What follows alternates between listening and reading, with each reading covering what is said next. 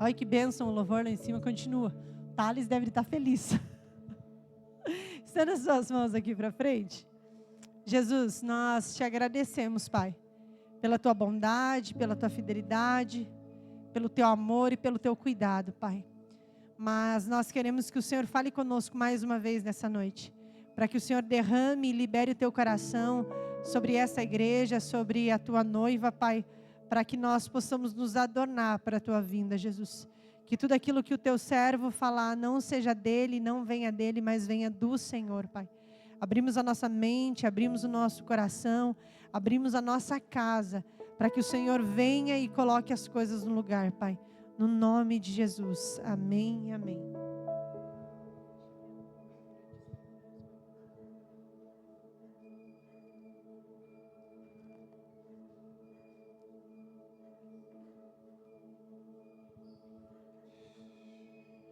Aleluia. Deixa eu entrar no modo hard de concentração aqui.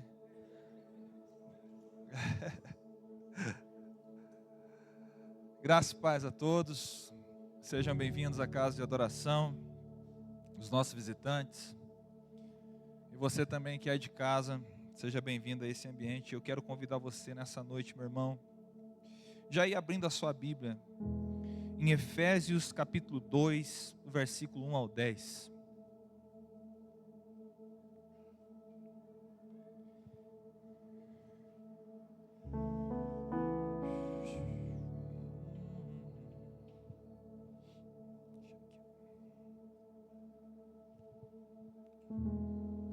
Obrigado, irmão. Aleluia. Está aberto aí? Segura um pouquinho então. Eu queria fazer uma ilustração. Já fiz há algum tempo, muito tempo atrás aqui na igreja, sobre essa ilustração, que vai trabalhar justamente sobre aquilo que eu quero ministrar essa noite. Amém? Nisso eu quero chamar Tiago, vem cá. Adonis, fica em pé aí. Vem aí. Maurício, ajuda de novo, fica lá no canto. Quem ali? Silmar, você que é forte, fique aqui no outro canto. Amém? Está comigo? Aleluia. Eu quero falar essa noite sobre um dos aspectos que são fundamentais na nossa fé cristã. Amém? Eu quero falar sobre salvação, eu quero falar sobre a comunidade dos salvos, é isso que nós somos, amém? Nós somos a comunidade dos salvos. Quando nós falamos de salvação, e você vai ver em Hebreus, o livro de Hebreus, o escritor falando assim, olha,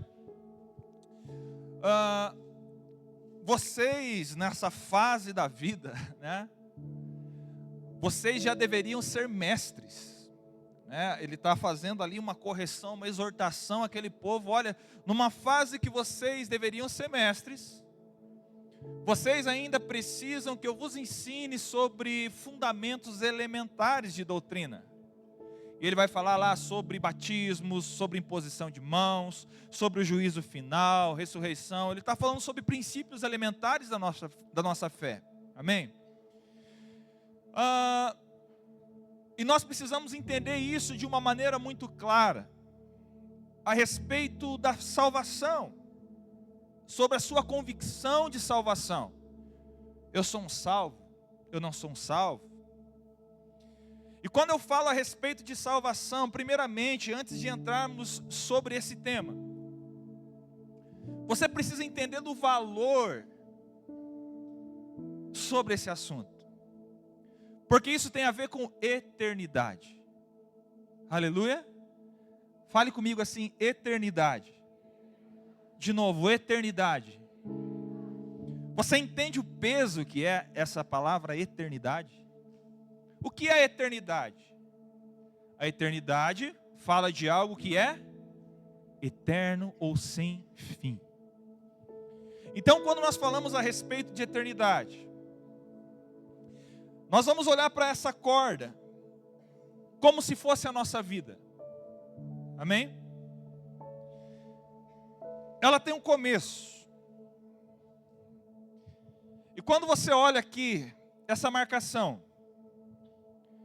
isso aqui é a nossa vida aqui e agora. Ela teve um início, você nasceu. Uns estão aqui no início dessa corda da caminhada. Uns já estão um pouquinho mais aqui no meio.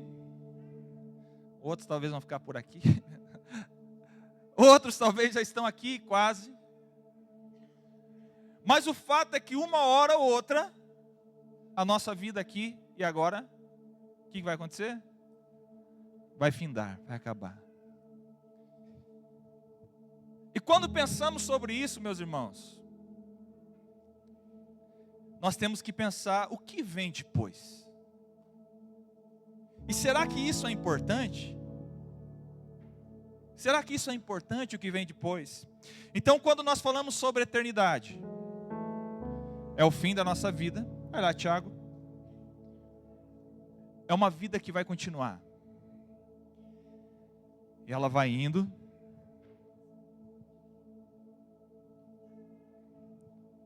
Ajuda com a eternidade, os anjos. Não precisa desenrolar, só passando, porque senão nós vamos passar aqui a eternidade. Gostaram do trocadilho, né? E quando nós olhamos para aquele começo, é algo tão tenebroso que muitos de nós temos uma única preocupação talvez na vida. E o que nós gastamos, a eternidade ela não acaba. Essa corda acabou. Mas você pensa que só isso, comparado àquele tanto, é exageradamente muito maior? Então pense nessa corda, uma corda que não haverá fim. Então a grande pergunta, me dá essa ponta. É por que nós gastamos tanto tempo preocupado tão somente com isso aqui? Com esse tempo. Por que a nossa vida, nós vivemos pensando, como eu vou viver? Apenas como eu vou me relacionar, como eu vou ganhar dinheiro? E muitas vezes os nossos olhos não ligam para o resto da corda. O meu convite para você, muito obrigado, anjos do Senhor, os 4 cantos do mundo, rodeados. A grande questão é, por que nós não olhamos para a eternidade? O apóstolo Paulo, ele vai nos ensinar, fala assim, olha, vivam a sua vida com seus olhos na eternidade. E a minha pergunta para você, o que é mais importante? Aquilo que você está vivendo aqui agora? Ou o resto da sua vida? A vida eterna. Entenda-se que essa vida eterna não está apenas relacionada à sua vida no paraíso, na Nova Jerusalém, mas muitos vão viver essa eternidade no inferno. Você entende a seriedade sobre isso, amém? Efésios capítulo 2 vai nos dizer assim: Ele vos deu vida, estando vós mortos nos vossos delitos e pecados, nos quais andastes outrora, segundo o curso desse mundo, segundo o príncipe da potestade do ar, do espírito que agora atua nos filhos da desobediência, entre os quais também todos nós andamos outrora, segundo as inclinações da nossa carne, fazendo a vontade da carne e dos pensamentos, e éramos por natureza filhos da ira, como também os demais. Mas Deus, sendo rico em misericórdia, por causa do grande amor com que nos amou, e estando nós mortos em nossos delitos, nos deu vida juntamente com Cristo, pela graça vocês são salvos. E juntamente com Ele nos ressuscitou e nos fez assentar nos lugares celestiais em Cristo Jesus, para mostrar nos séculos vindouros a suprema riqueza da sua graça, a bondade para conosco em Cristo Jesus. Porque pela graça sois salvos mediante a fé, e isso não vem de vós, é dom de Deus, não de obras, para que ninguém se glorie. Pois somos feitura dele, criados em Cristo Jesus, para boas obras, as quais Deus de antemão preparou para que andássemos nelas. Senhor, essa é a tua palavra, eu oro para que ela se torne vida para nós. Queremos te conhecer, queremos saber quem tu és, como nós cantamos essa noite. Queremos entender a sua vontade para nós, queremos viver essa vontade sobre nossas vidas. Eu oro para que o Senhor se revele neste lugar. No nome de Jesus. Amém. Existe então uma falta de compreensão em meio aos cristãos a respeito, muitas vezes, de assuntos que são elementares, que são fundamentos, e dentre elas a respeito da sua salvação. Essa palavra me veio ao coração, começou a ser ministrado ao meu coração faz umas 2 semanas, aonde, correndo de Uber, eu peguei um passageiro e era um senhor com seus 40 e poucos anos, quase 50. E nós fomos conversando, era uma viagem muito longa. E por algum motivo nessa conversa, ele fala assim: cara, eu estou vivendo um momento muito difícil na minha vida. A minha esposa, ela está com câncer. E ela está no hospital. E eu não sei o que eu vou fazer, porque agora eu estou sem base, eu estou sem nada, eu estou sofrendo, eu não sei o que vai acontecer de mim. E eu comecei então a conversar com aquele senhor, falando a respeito da bendita esperança. A respeito de que sim, Deus ele pode curar as pessoas, mas se mesmo Ele não curar, ainda haverá um dia onde nós nos encontraremos com os nossos amados. Ele tinha me dito que ele era cristão. E quando eu falei ele a respeito disso, né, ele estava choroso. E ele me falou algo muito profundo, vamos dizer assim. Muito sincero, na verdade. Porque ele me disse assim: olha, eu não sei. Quando eu falei, cara, um dia você vai encontrar com ela. Os salvos encontrarão com os seus queridos, aqueles que foram salvos.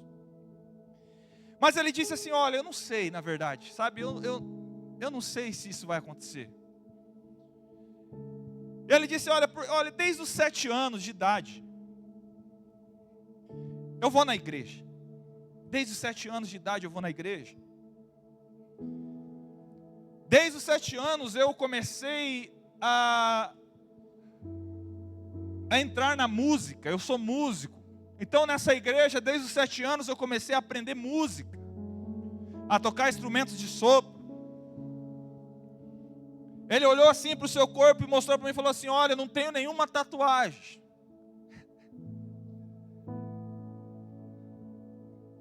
Nunca coloquei uma gota de álcool na minha boca e nenhum cigarro na minha boca. E ele continuou falando no seu currículo para mim. Ele falou: olha minhas roupas. Minhas roupas sempre tudo certinha. Olha o meu corte de cabelo, ele falou.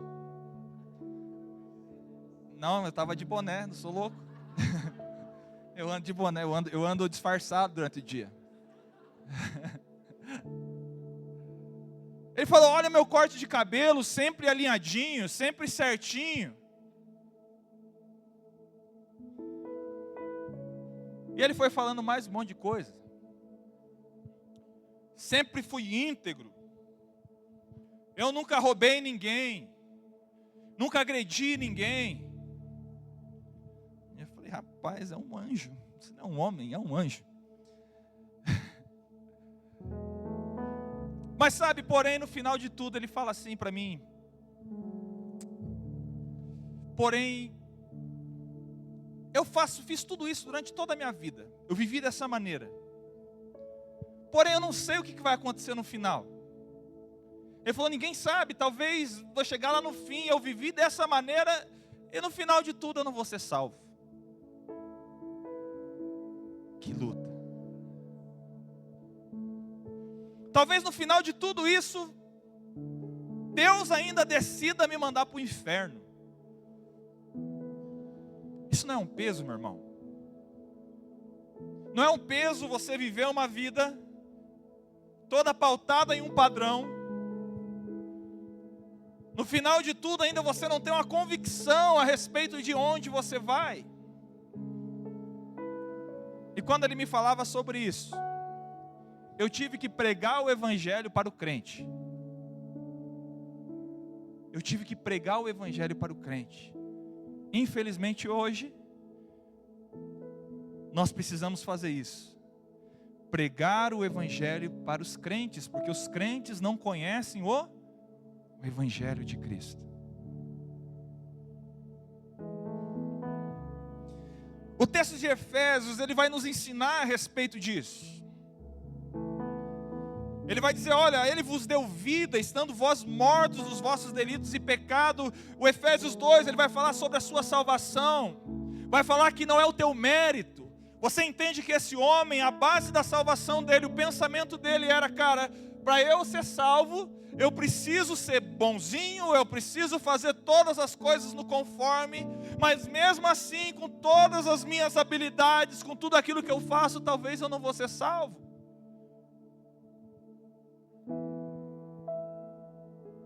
Esse texto de Efésios vai falar por muitas vezes, olha, pela graça vocês são salvos. É pela fé, isso não vem de vós para que ninguém se glorie. Ou seja, meu irmão, entenda que a tua salvação não é pelo fato de você ser bom. A tua salvação não é pelo fato de quão maravilhoso você é. Quantas vezes você vem para a igreja, quantas vezes você levanta a mão para Jesus, isso não é salvação. Essa noite eu quero que o Senhor tire um peso dos teus ombros. A salvação não é por mérito humano, porque sabe de uma coisa? Nenhum de nós merece o céu, nenhum de nós merece a salvação, e isso é o Evangelho. Quando nós falamos a respeito da nossa vida cristã, nós precisamos entender que existem etapas na nossa vida cristã quando falamos de salvação. Em Hebreus capítulo 12, versículo 1, vai falar a respeito de uma corrida que nos foi proposta. Ele vai falar assim, olha, visto que temos tão grande nuvem de testemunhas, corramos com perseverança a carreira que nos está proposta. Existe um caminho, existe uma corrida que você foi chamado para correr, aleluia, amém? Você foi desafiado a correr essa corrida.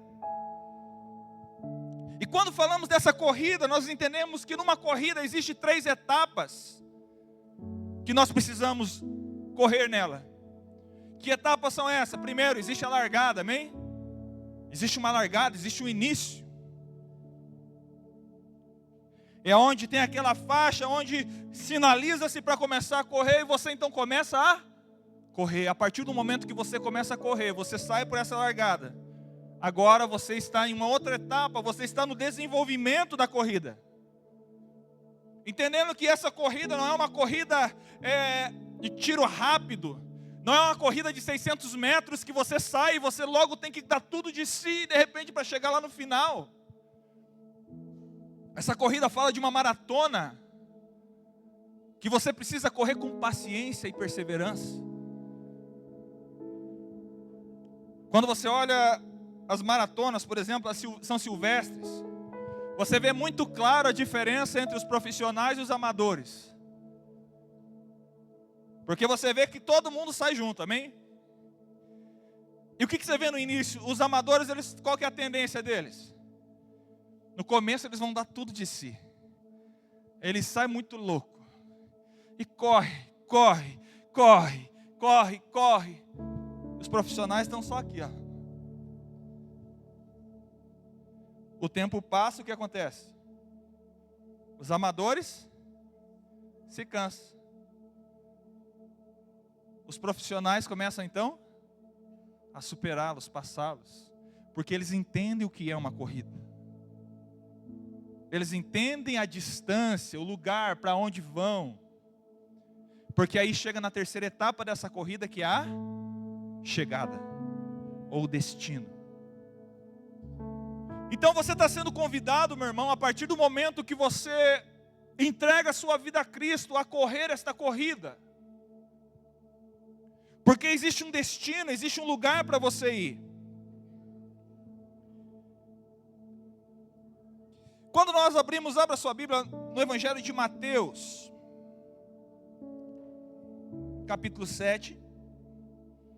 Nós vamos ler alguns textos essa noite.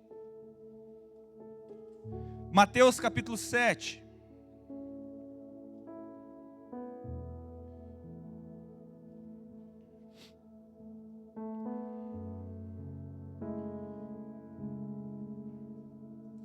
Versículo 13 e 14.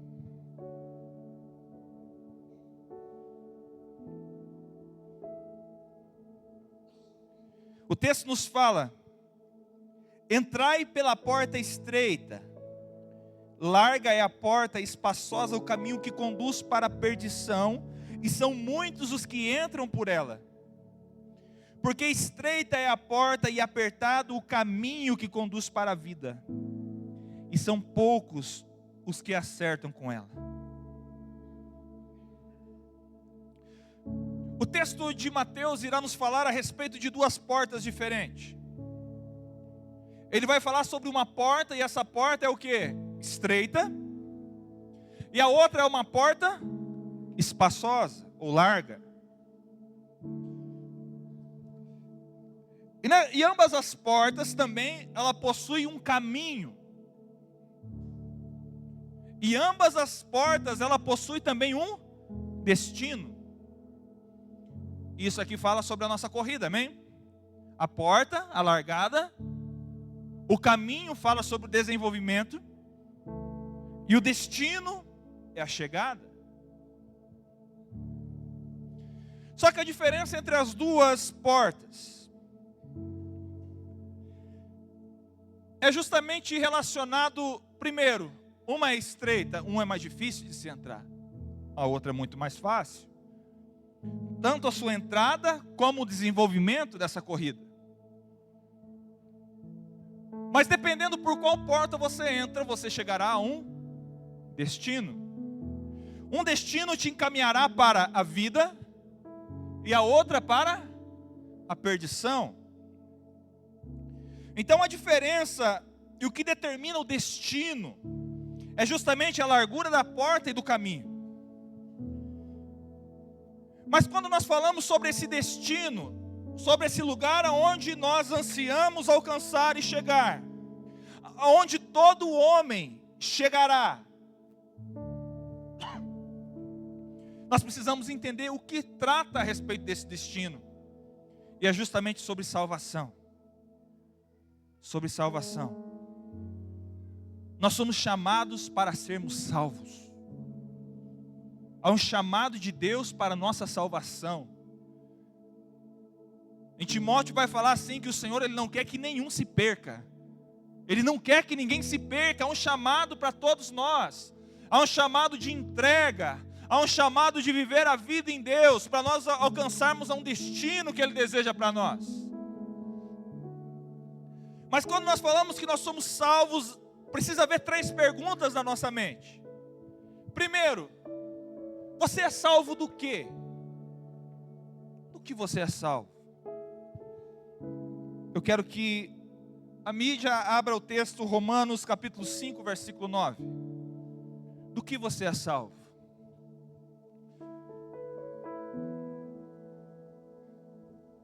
Logo, muito mais agora, sendo justificados pelo sangue, aqueles que são salvos, aqueles que receberam Cristo na sua vida, seremos por Ele salvos da ira. Uma perguntinha para você.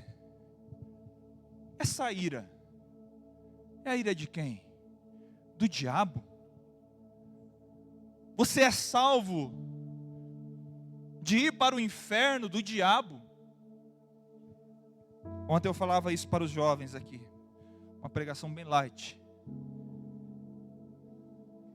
Você não é salvo do inferno do diabo, ou da ira do diabo. Você é salvo da ira de Deus. Você foi salvo do inferno de Deus. Deus criou o inferno. Inclusive, você entenda, eu falava sobre isso ontem, não pense no diabo como um rei soberano sentado lá no inferno, nesse momento num trono, enviando os capetinhas para incomodar a vida de um de outro, né? Fala assim, olha, a Elmir está muito tranquila nesses últimos dias. Vou enviar lá o Exu da desgraça, sei lá o que, atrapalhar o caminho dela. Olha para outra, eu vou mandar outro lá o Marcão está de boa. Que demônio vou enviar na vida dele? E nós temos muitas vezes a ideia dessa dualidade de um Deus que reina nos céus e um diabo que reina no inferno. Sabe o que Martinho Lutero fala do diabo? O diabo, ele é o pitbull de Deus, ou o cachorro de Deus. O diabo está com coleira, meu irmão. E ele só vai até onde Deus permite. Ele tem poder? Tem. Mas ele está na coleira de Deus. Então entenda que Satanás, ele não está no inferno agora. O inferno foi criado para mandá-lo para lá depois de tudo. E ele tem medo desse lugar. Porque é o julgamento para ele. Então quando nós falamos que nós somos salvos, você precisa ter em mente que nós somos salvos é da ira de Deus. Mas por que é a outra pergunta que nós precisamos fazer? Por que Deus está tão irado, estava tão irado com o homem? E aí nós vamos para Romanos capítulo 3, 23, mídia. Porque todos pecaram e destituídos estão da glória de Deus. No jardim, o lugar onde Deus projeta para o homem, esse homem foi colocado neste lugar para a alegria de Deus. Deus, ele cria o homem para que o homem pudesse se relacionar com ele. Deus não cria o homem porque ele estava carente ou porque não tinha ninguém para adorá-lo.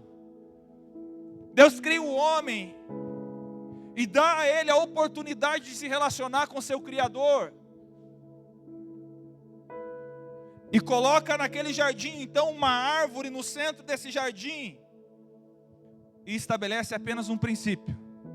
Fala assim, ei, está vendo tudo que tem aqui? Você pode comer de tudo que tem aqui.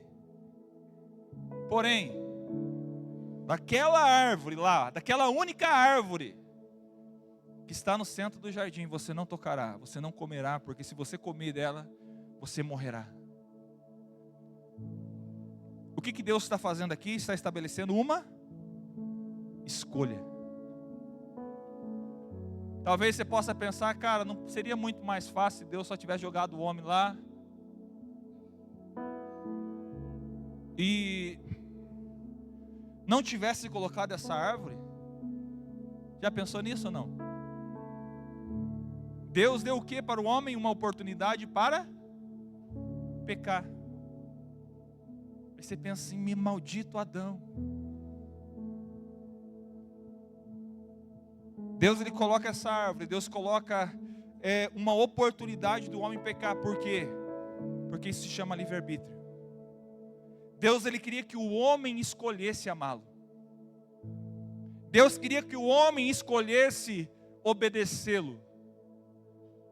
Porque amor sem escolha não é amor. Todos os dias você vai passar por escolhas, meu irmão. Todos os dias você acorda tendo que escolher as coisas, não é assim?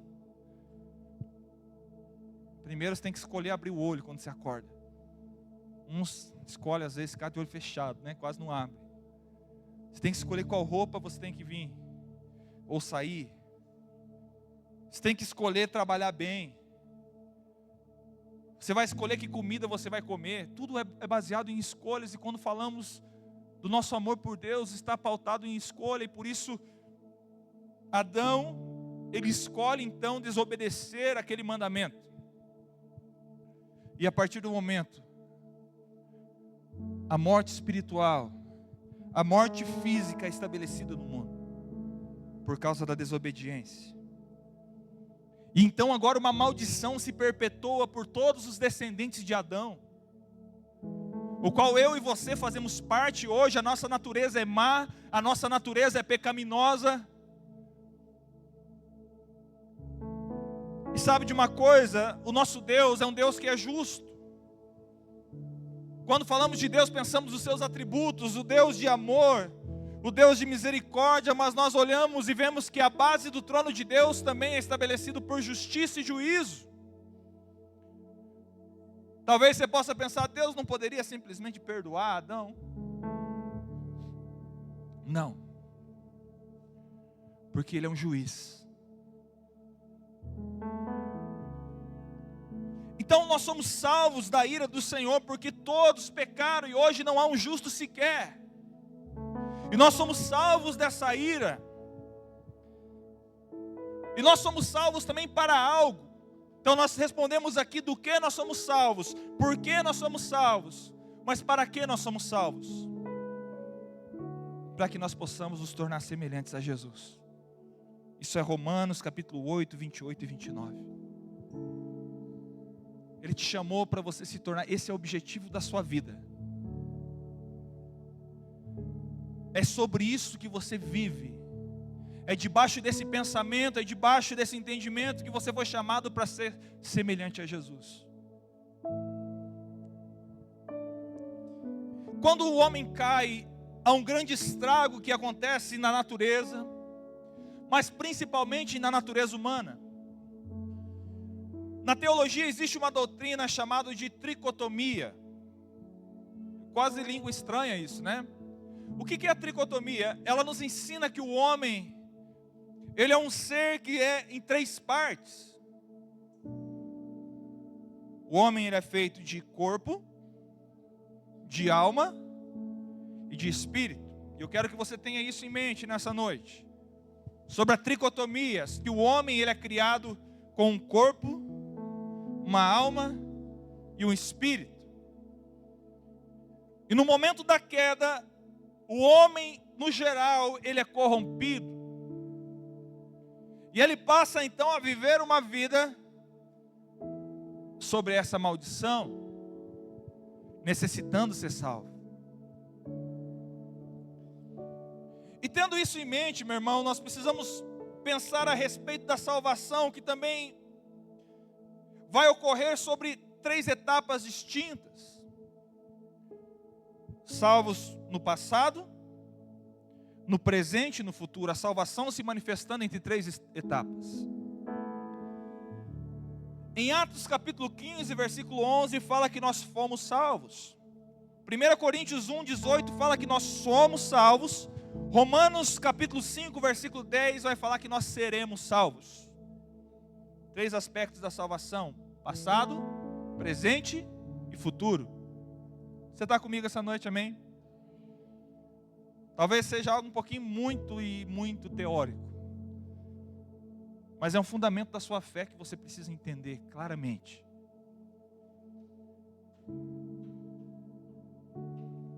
Quando nós falamos a respeito da salvação, no aspecto daquela corrida que eu ilustrei aqui no início, o primeiro aspecto da salvação, que fala a respeito do passado, é justamente a largada ou o início do processo de santificação que o Senhor tem para os seus filhos. João capítulo 3, versículo 7 vai falar assim: olha, é necessário que vocês nasçam de novo. Glória a Deus. Eu estava aqui naquela música, no Santo dos Santos a fumaça me esconde, só teus olhos me veem, Senhor. E o cheiro, né, arrebenta. Para quem acabou um jejum agora, mas também o staff está tudo olhando para lá, velho, agora, só esperando. Volta. João capítulo 3, versículo 7, vai nos falar, olha, é necessário que vocês nasçam de novo. Jesus está falando com o religioso. Jesus está estabelecendo um princípio, um fundamento, olha, você quer ver o reino de Deus? Então nasça de novo. E aquele homem, o religioso, fala assim, como pode eu, já sendo velho, nascer de novo? Por acaso eu tenho que voltar de novo para a barriga da minha mãe? Jesus fala para ele, cara, você sendo mestre em Israel não sabe dessas coisas, cara. Isso vem sobre aquilo que eu falei no início. Quantas pessoas que estão na igreja, 45 anos, 50 anos dentro da igreja, e não tem uma percepção a respeito de salvação. Quando nós falamos sobre essa largada, sobre a porta, fala sobre a experiência de conversão a Cristo, que é a nossa única entrada, porque João vai falar que Jesus, ele é essa porta. O que isso nos ensina? Não existe outro caminho para a salvação se não for por meio de Jesus, amém? Às vezes nós estamos tão envolvidos com o politicamente correto. As pessoas chegam assim para nós e assim, não. Todo caminho vai levar a Deus. O importante é você ser bom. Todo caminho vai levar a Deus. Não importa para onde você vai agora, no final nós vamos se encontrar tudo lá. Jesus fala assim, eu sou o caminho, a verdade e a vida. Ninguém vem ao Pai a não ser por mim. Não existe outro caminho de salvação. Não existe outro lugar para você entrar para falar, cara, esse vai me levar a Deus. Não, Jesus é a única porta que te leva ao Pai. Jesus é a única porta de salvação. Se você não entrar por essa porta, meu irmão, teu destino é o inferno. Por melhor que você ache que é. Por mais bonzinho que nós possamos achar que nós somos, a salvação não vem pelas obras. Porque até os nossos atos de bondade são corrompidos. Pastor, eu ajudo eu ajudo no orfanato, vamos dizer assim, né? Os nossos irmãos estão trabalhando no orfanato lá. Se as tuas obras não for pautada na sua fé em Cristo, é apenas boas obras. Não te salva. Porque a nossa salvação vem por meio de fé. Unicamente em Cristo Jesus. Então nesse processo, nessa arrancada, nessa largada, nessa porta, fala sobre a nossa santificação inicial. E é nesse momento, na nossa salvação, na nossa conversão, nós somos livres da condenação do pecado. O teu processo de conversão, quando você recebe a Cristo, vai acontecer algo. Sabe o que é esse algo? Você está livre da condenação do pecado. Abre para mim, Thales, Colossenses 2, versículo 13 ao 14.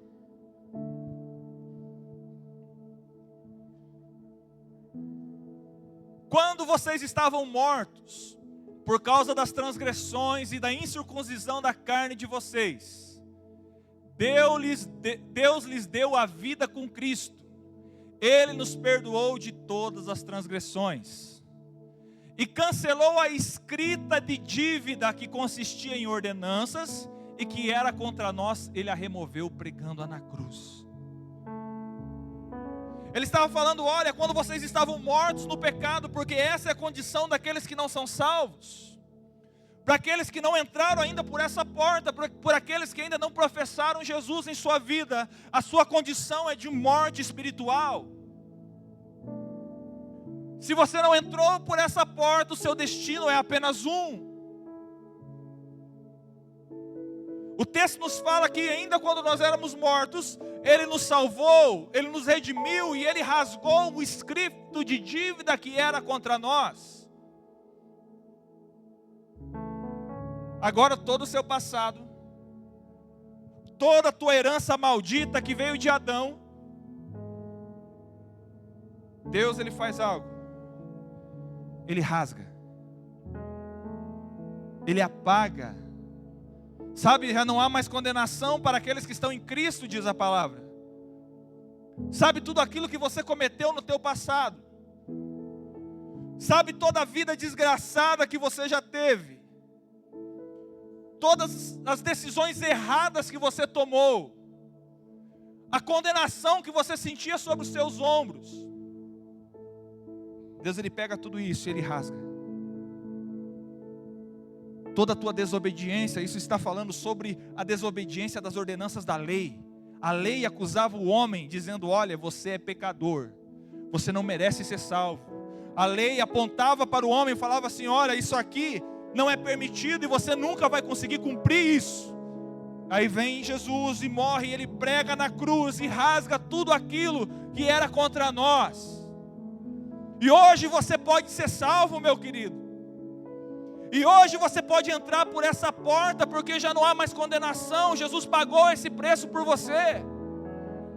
Sabe o que acontece na cruz, meu querido? A substituição.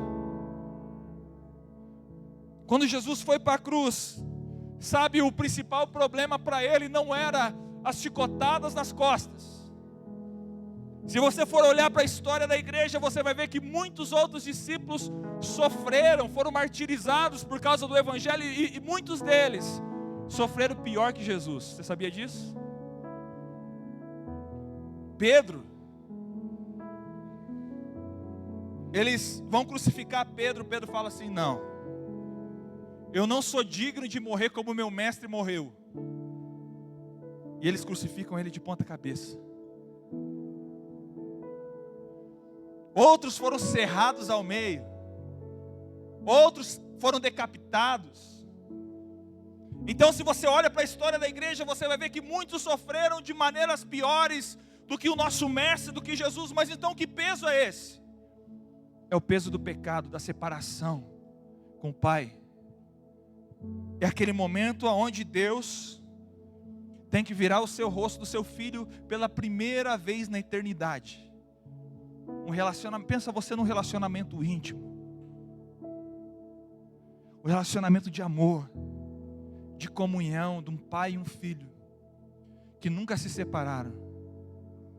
E agora por um instante eles precisam se separar. Sabe por quê? Porque Deus derrama sobre o seu filho Jesus o pecado de toda a humanidade. O meu pecado, o teu pecado, o pecado do primeiro homem ao último homem que vai existir, estava sobre Cristo naquele momento. E por causa desse pecado, como os nossos pecados fazem separação entre nós e Deus, o pecado tem essa influência, essa força de separar o homem de Deus. Deus por um momento se separa do seu filho, e é aquele momento Jesus fala assim: Deus meu, por que você me desamparou?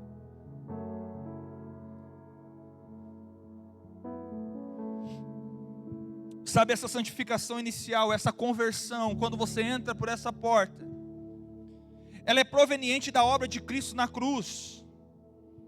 Na ocasião da sua morte e ressurreição, todo o nosso passado de pecado foi definitivamente removido. Você entende isso, meu querido? Isso é libertador, isso é uma boa nova. Nós merecíamos o inferno, nós merecíamos o castigo eterno, mas fomos substituídos por alguém perfeito.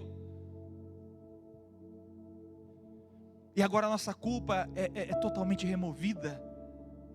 Toda a sujeira espiritual foi lavada de nós. Fomos regenerados do Senhor, meu querido, isso é uma boa nova.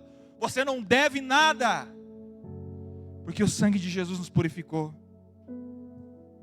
E agora nós nos tornamos uma nova criação. As coisas velhas se passaram, e agora uma nova realidade surge na sua vida. Surge na sua vida. Mas entenda uma coisa, essa realidade, primariamente, ela se inicia no teu espírito, tá? O seu espírito. Sabe, talvez você, quando veio para a igreja, ou ainda você está pensando em entregar a sua vida a Jesus, talvez você imagine algumas coisas a respeito dessa decisão. Talvez você pensou que quando você entregasse a sua vida a Jesus, de repente até mais bonito você ficaria, né? Talvez quando você entregou a sua vida a Jesus, talvez você pensou que alguns anjinhos iam começar a tocar harpa na sua cabeça. Talvez quando você pensou que quando você entregou a sua vida a Jesus, de repente, meu irmão, até teu marido ficaria tudo de boa, né, cara? Nossa, eu converti, agora está tudo massa. Mas não é assim que acontece, porque a salvação, primariamente, ela ocorre no nosso espírito. É algo no nosso interior. Toda a sujeira, toda a condenação a partir do momento da sua decisão por Cristo, da sua entrega, ela é removida da sua vida. Satanás já não pode mais te condenar por aquilo. O diabo não pode mais te condenar pelo teu passado. Mas entenda que isso ainda não está concluído, ainda vai te levar para outro lugar, porque nós entendemos que a corrida, existe uma largada. Mas a partir daí existe agora uma corrida, um desenvolvimento para você viver, amém? E agora nós falamos sobre a salvação no âmbito desse desenvolvimento, de uma salvação progressiva. Em 2 Coríntios 7:1 vai falar assim, olha, aperfeiçoem a santidade. Ou continuem aperfeiçoando a salvação.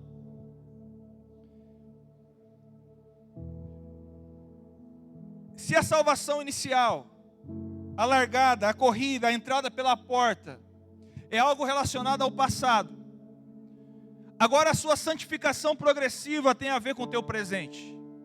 É o que você é agora, amém? Muitos entendem a salvação como um fim em si mesmo. Acham que a partir do momento que você decide por Cristo, agora tudo acabou. Mas nós precisamos entender que é o início de algo. Porque se não fosse assim, você poderia simplesmente morrer a partir do momento que você entregasse a Jesus, amém? Poderia ser assim, né? Cara, eu recebi Jesus, agora, nossa, seria bom, né? Seria muito legal, cara, se você, a partir do momento que você entregar a sua vida a Jesus, mas não é assim. Ainda há um longo caminho a percorrer, e aqui vai falar sobre a salvação progressiva. Agora é o que você vive, é as suas ações, as suas escolhas, as escolhas de um salvo, e o Senhor aperfeiçoando quem você é dia após dia. É você enfrentando as mesmas lutas que você tinha antes de ser salvo, mas agora através de uma influência poderosa da graça do Senhor sobre você. Sabe qual a diferença entre a dispensação da lei e a dispensação da graça? O Antigo e o Novo Testamento. O Antigo Testamento, o Espírito vinha apenas sobre algumas pessoas, reis, sacerdotes, juízes, algumas pessoas escolhidas. E a lei era para todos, mas a lei era impossível de se cumprir. Mas agora vem o Novo Testamento, Jesus vem e morre, nos salva. E a pergunta é, poxa, agora a lei não existe mais? Na verdade a lei se aperfeiçoou. Não existe mais mandamentos a cumprir? Existe ou não, irmãos, a partir do momento que Jesus morre? Existem leis e princípios que você precisa cumprir? Mas então, qual é a diferença entre a lei do Antigo Testamento e agora a lei? Porque na verdade agora a lei se torna um padrão um pouquinho mais alto. Porque na lei de Moisés, falava assim, olha, olho por olho, dente por dente. Se o Anderson viesse, me desse um soco na minha cara e quebrasse meu dente. Segundo a lei, qual que era a punição para ele? Eu chegaria para ele e emendava um socão na boca dele também. Quebrava. Eu quebrava.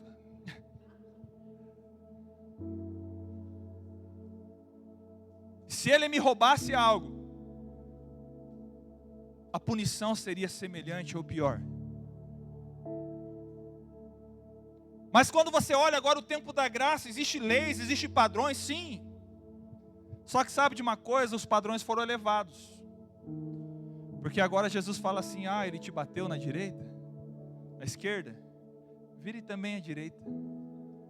Gostou mais dessa, né? Não abuse.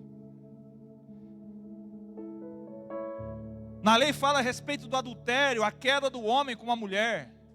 Na graça, Jesus vai falar assim: lembra o que foi dito sobre adultério? Porém hoje eu vos digo, se apenas você olhar para uma mulher com uma intenção impura, você já cometeu adultério, meu irmão. Nem consumou o ato. Então o padrão aumentou ou diminuiu? Ficou mais difícil? Não ficou? A lei fala assim, olha, sobre você retribuir com aquilo que a pessoa faz. Agora a graça fala assim, olha, se apenas você odiar o teu irmão, você é assassino. Meu Deus. Mas qual a diferença então entre a lei e a graça? A diferença é que hoje, por causa do sacrifício de Jesus e por causa da graça sobre nós, do Espírito Santo em nós, hoje nós somos capazes, através dele, de cumprir as ordenanças. Aleluia. Está entendendo isso? Amém ou não amém? Então a salvação, ela não é apenas o início, mas a salvação, ela trabalha na sua vida, no desenvolvimento da sua corrida. E você vai começar a lidar com coisas, porque o objetivo é você se tornar semelhante a Jesus. A sua vida começa a passar por um processo de transformação, atitudes suas precisam ser niveladas ao coração de Cristo. E agora, a partir de então, começa então uma terrível luta entre a tua alma e o teu espírito. Porque nós entendemos que quando nós somos salvos, o espírito é regenerado, amém? Justificado. E agora o teu espírito começa a querer as coisas de Deus. O espírito quer que você venha para a igreja.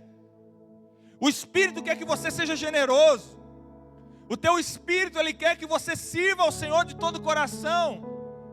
Mas tem um problema. Ainda a nossa alma e nosso corpo não foram regenerados. Então sabe o que acontece? O teu espírito quer a Deus. O teu espírito quer amar ao Senhor. A tua alma, meu irmão, está gritando, falando, não, cara, domingo à noite no frio desse, vou para a igreja. Domingo à noite no frio desse, você vai lá se encontrar com um monte de gente, muitos você nem conhece. Gálatas vai falar, pois a carne luta contra o espírito e o espírito contra a carne, e eles se opõem um ao outro, de modo que que não conseguis fazer o que quereis. Você já passou por essa luta? Você passa por essa luta também na sua vida? Paulo vai falar assim, ei, Paulo está falando isso. O bem que eu quero fazer, não faço, cara, não consigo fazer. Mas o mal que eu não quero fazer sempre está diante de mim. É assim com você ou não é assim? Nós somos maus. Nosso coração há corrupção e precisa ser salvo, precisamos ser salvos. E precisamos continuar nos santificando dia após dia. Nós somos um sacrifício vivo ao Senhor. E sabe o problema de ser um sacrifício vivo? O sacrifício vivo, ele tem a tendência de correr do altar. Quando o sacrifício está morto, ele fica ali paradinho, né, no altar, na presença. Agora quando ele é vivo, meu irmão, ele quer sumir do lugar onde tem morte. A proposta do evangelho é morra, miserável. Quanto mais mortos nós estamos, mais no centro da vontade nós estamos. Quanto mais renunciamos nossa paixão, quanto mais renunciamos o nosso coração, a nossa carne, mais no centro nós estamos da vontade do Senhor. Mas o problema é que nós estamos vivos demais. Nós estamos vivos demais enquanto nós precisamos estar mortos. Esse é o processo que nós somos chamados cada vez mais para nos tornarmos semelhantes a Jesus. Todos nós lutamos contra essa natureza. Em 1 João 2, versículo 16 e 17, vai falar sobre o que o mundo oferece, vai falar sobre a concupiscência da carne, a cobiça dos olhos e a soberba da vida. É algo que vem desde o início. Eva, quando vê a árvore com aquele fruto, o texto nos fala, e viu a mulher que aquele fruto era bom para o paladar. era bonita aos olhos e que dava conhecimento. E ela vai lá e pega aquele fruto e come. Satanás não mudou ainda a estratégia, porque ele funciona nas mesmas coisas, na concupiscência da carne, que fala a respeito de o que é bom para o seu corpo. Então, constantemente nós precisamos lutar contra os nossos desejos que são desordenados, você entende isso? Os desejos da nossa carne são desordenados, estão fora de lugar. E o chamado para a salvação, da santificação na nossa vida é você lutar contra eles. Lutar contra os seus desejos é morrer para si mesmo. Ele fala sobre a cobiça dos olhos, ou seja, a busca implacável em obter o que seus olhos vislumbram. Um caminho de salvação, você luta contra a cobiça. Mas ele fala sobre a soberba da vida, que fala sobre o orgulho e a arrogância, o senso de superioridade. Você precisa lutar contra a soberba da vida. O que é essa soberba da vida? É você se tornar algo que não se deve. É uma visão distorcida de si mesmo. Nós temos uma visão distorcida de quem nós somos. Nós caminhamos num orgulho terrível. As nossas discussões, os nossos problemas de relacionamento são sempre pautados num fundamento de orgulho. Todos. De você querer pensar que o seu argumento ou a sua posição é superior à do outro. As suas brigas de casamento consistem no teu orgulho, no meu orgulho. Os seus problemas de relacionamento com os outros consistem na sua defesa do teu orgulho.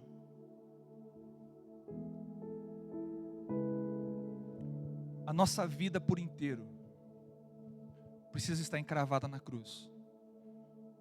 A tua personalidade, quem você é.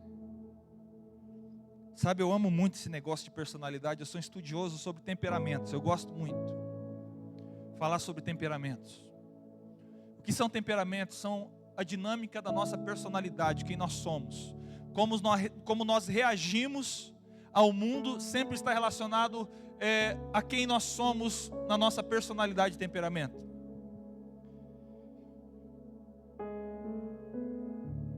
O nosso temperamento precisa estar sob controle. Às vezes nós escondemos muitas coisas de quem nós somos. As nossas reações que nós fazemos, nós escondemos atrás do nosso temperamento, amém? Nós falamos assim, cara, eu faço assim porque eu sou assim. Eu nasci assim, eu vivi assim, vou morrer assim. Quem conhece a música? Gabriel, muito bem. Os teus temperamentos, os nossos temperamentos precisam estar sob o controle do Espírito. Existem quase 4 temperamentos básicos: sanguíneo, colérico, melancólico e fleumático. Rapidamente, sanguíneo. Existem qualidades positivas e negativas. Deus te fez assim. Sanguíneos são aquelas pessoas que são extrovertidas. Pessoas que têm uma felicidade contagiante. Sabe aquela pessoa que chega no ambiente chegando? Aquela pessoa que já chega falando alto, nem conhece ninguém na igreja, mas chega assim, então, cara. E a pessoa olha assim, cara, quem é você? A pessoa que não consegue ficar quieta um minuto. Ela sempre está contagiando pessoas. É um sanguíneo, amém? Qualidades ótimas. Mas existem defeitos grandes. O sanguíneo, ele é impulsivo. Ele fala sem pensar. Age sem pensar. É aquele tipo de pessoa que fala assim, não. Eu não sou grosseiro, eu apenas falo a verdade. Meu irmão, converte. Para de se esconder atrás do teu temperamento. Eu sou sincero, eu não sou linguarudo. Você é linguarudo, sim. Eu falo o que eu penso. Mas quem disse que você tem que falar o que você pensa? Aonde que está escrito isso?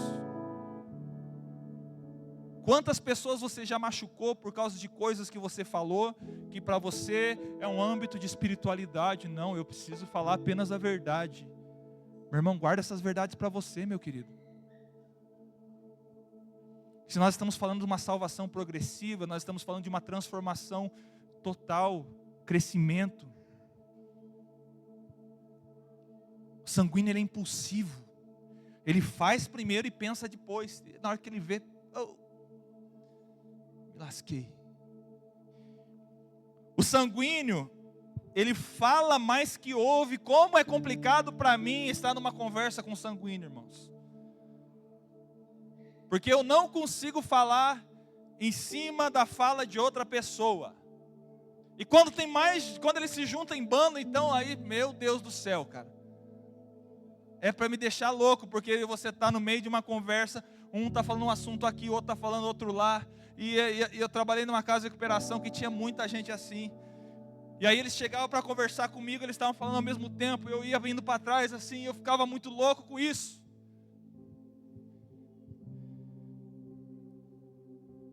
Sanguíneos precisam ser controlados pelo Espírito Santo. A sua língua precisa ser controlada pelo Espírito Santo. O seu senso de justiça precisa ser controlado pelo Espírito Santo. Assim como os coléricos, sabe quem são os coléricos? Vamos falar das partes boas primeiro, né? Jesus faz sempre isso lá nas cartas de Apocalipse. Olha, tenho visto que fosse fiel, fosse isso e tal, porém tenho contra ti. Daí ele, pau. Colérico também é extrovertido, um pouquinho menos que o sanguíneo. Mas o colérico, ele é um líder nato. É aquela pessoa que está em qualquer ambiente, mesmo sem uma posição de autoridade sobre ele. E há uma grande tendência das pessoas seguirem essa pessoa. Seguirem os planos que ela está fazendo. E chegar para ela e como se ela fosse o líder do lugar, falar, precisa de alguma coisa que a gente tem que fazer. Porque o colérico é um líder nato. O colérico é alguém organizado. Planeja muito bem as coisas. Mas vamos falar dos defeitos também? Coléricos. O colérico, ele é vingativo por natureza. E não pense apenas na vingança como um ato de vou matar alguém. Porque ele é um pouco pior do que isso. Porque ele mata as pessoas no silêncio, cara. Você fez alguma coisa contra um colérico? Às vezes ele nem vai falar que você fez, mas ele está tão lascado com você, que ele vai te matando pelas beiradas.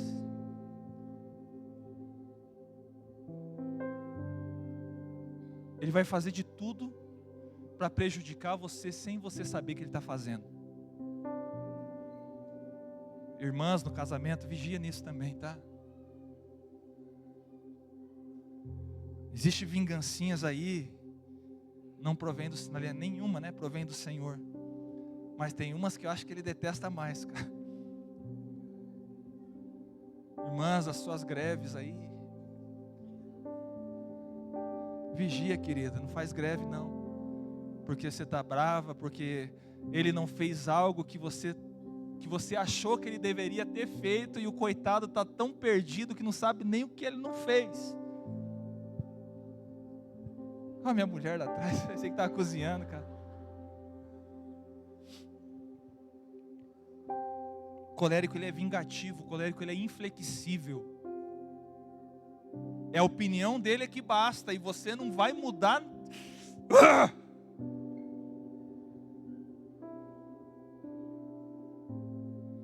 Você pode provar por A mais B que não é aquilo, mas ele não. É assim. Porque ele é inflexível. O colérico, ele é iracundo. O que é um iracundo? É turrão, miserável. Turrão. Turrão e turrão. Faz beiço para tudo. Fica bravo com tudo. Você está passando pelo processo de salvação, colérico? Deixe o Senhor tocar a sua personalidade. Deixe o Senhor tocar o teu temperamento também, meu querido. Isso faz parte do processo de transformação da sua vida. Entenda, você nunca vai mudar o teu temperamento, não. Mas o teu temperamento vai ser controlado pelo Espírito. As partes boas que é em você continua fluindo, continua acontecendo. Mas aquilo que é da tua natureza pecaminosa começa a matar. Assim como o melancólico eu tenho que só falar as partes boas, porque esse é o meu temperamento. O melancólico, ele é introvertido, ao contrário do colérico e do sanguíneo.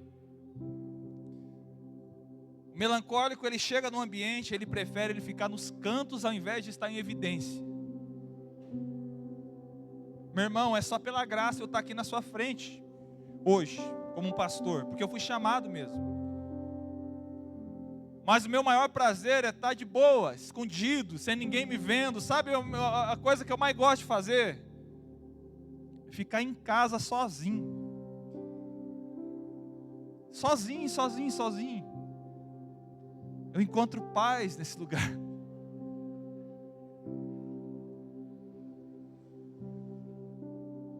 O melancólico, ele tem fino gosto pelas artes. Ele gosta muito daquilo que é arte, música, pintura, tudo que envolve um senso artístico, ele gosta muito. O melancólico, ele é alguém leal.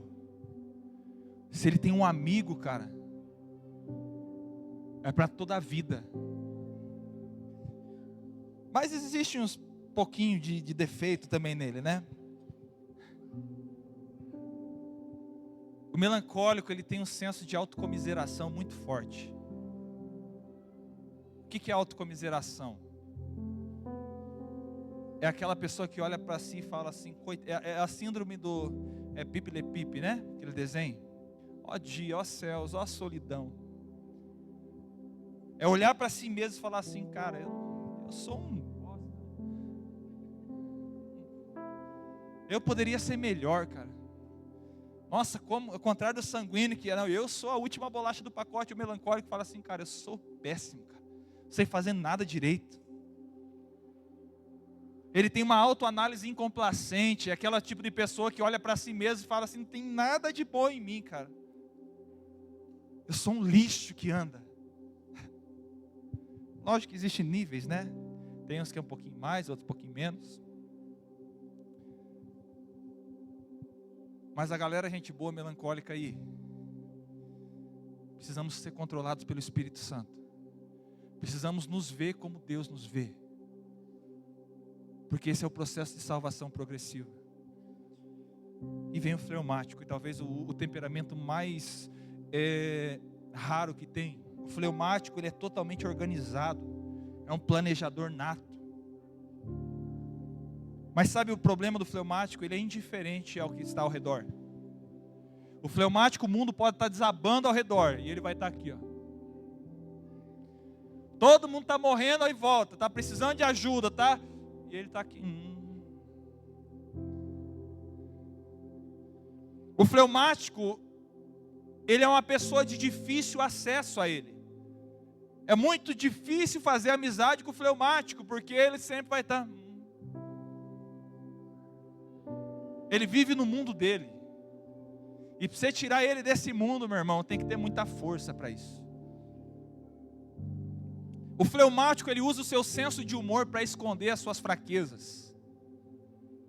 É um piadista nato, mas ele não dá risada às próprias piadas. Ele é sarcástico. Irmãos fleumáticos, deixa que o Espírito controle você. Não sou eu quem vive, mas Cristo vive em mim. A salvação inicial, o Espírito regenera o nosso espírito. A salvação progressiva que nós vamos amadurecendo é o Senhor agora possuindo a nossa alma no integral. Mas e agora o que falta? O que falta o Senhor regenerar? Se Ele já pegou o nosso espírito, através da salvação inicial, se Ele está trabalhando na nossa vida, na nossa alma, na salvação progressiva, o que falta? Falta o quê? O corpo. O teu corpo é importante, meu querido. Muitos têm a ilusão ou têm um pensamento meio grego de que a salvação é apenas nós só vamos com o espírito para o céu e nós vamos ficar voandinho lá nas nuvens, né? Somos intangíveis agora. Igual o Gasparzinho, né? Você imagina o céu como se você fosse o Gasparzinho, o fantasminha camarada. Mas se você for olhar para a palavra do Senhor, você vai ver que quem vai ser salvo é o teu corpo. O final de tudo, é a última, é a chegada, que tem a ver com a salvação futura. Na santificação final, nós seremos livres da presença do pecado. Isso vai acontecer na vinda do nosso Messias. Quando ele vier nas nuvens, no dia que ele rasgar os céus e descer,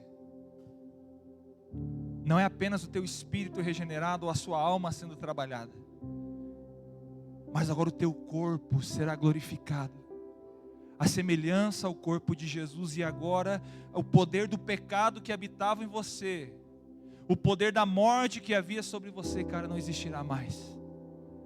Sabe toda a dor que você sente, toda a angústia que você tem vivido nesses dias, todo sofrimento, todo choro, por muitas coisas que nem você sabe às vezes, cara, um dia vai cessar.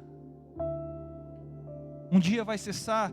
Talvez vai demorar um pouquinho, meu querido. O Senhor está trabalhando na sua vida ainda, está fazendo algo na sua vida, mas haverá um momento na história do mundo, na história das gerações, onde toda injustiça cessará, todo sofrimento vai acabar, porque o nosso Rei virá sobre nós. E agora você já não terá mais esse corpo teu pecaminoso, cheio de defeitos, a tua alma cheia de mazelas, mas agora o teu corpo será glorificado e você terá um corpo semelhante ao de Jesus. E essa é a salvação final. Você viverá com Cristo. Não apenas viverá, mas você governará juntamente com Ele sobre as nações da terra. Eu quero que você se coloque em pé.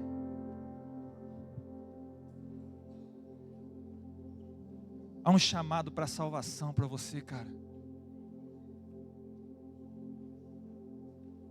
Eu não sei por que você está esperando tanto tempo para dar uma resposta a Ele.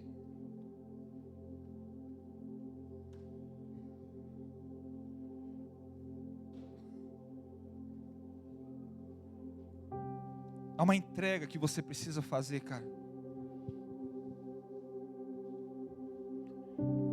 Eu não sei se você está ainda antes da linha de largada da sua história, para você dar uma resposta de salvação. Não sei se você nunca confessou Cristo na sua vida como teu Salvador. Ou talvez você já confessou, mas você está agora no meio de um processo, mas você não está dando uma resposta correta a esse processo. O Senhor, Ele quer te restaurar por completo. Ele está começando esse trabalho sobre a sua vida. Saiba, você vai errar muitas vezes, entenda isso. Entenda que a tua salvação não é pelas suas boas obras, o quão bom você é, não é teu mérito, é mérito de Jesus. É a tua fé nele, é a tua fé em Cristo que te salva. É a partir do momento que você olha para si mesmo e fala assim, cara, eu sou nada mesmo. Mas sabe, o meu Jesus, Ele morreu por mim para que eu pudesse ter vida. E agora que eu entendo isso, eu vou dar uma resposta a Ele, vivendo uma vida que agrada o coração dEle. Eu vivo uma vida de santidade, não para ser salvo, mas porque eu sou salvo, é o fruto da tua salvação. Feche os seus olhos, essa noite, eu quero que o Senhor possa remover todo o peso do teu coração de acusação.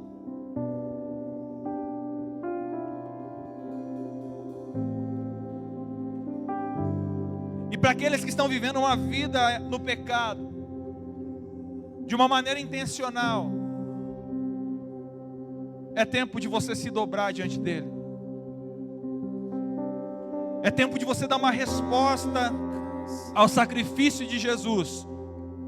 Mudar a sua vida, cara. É tempo de mudar a sua vida.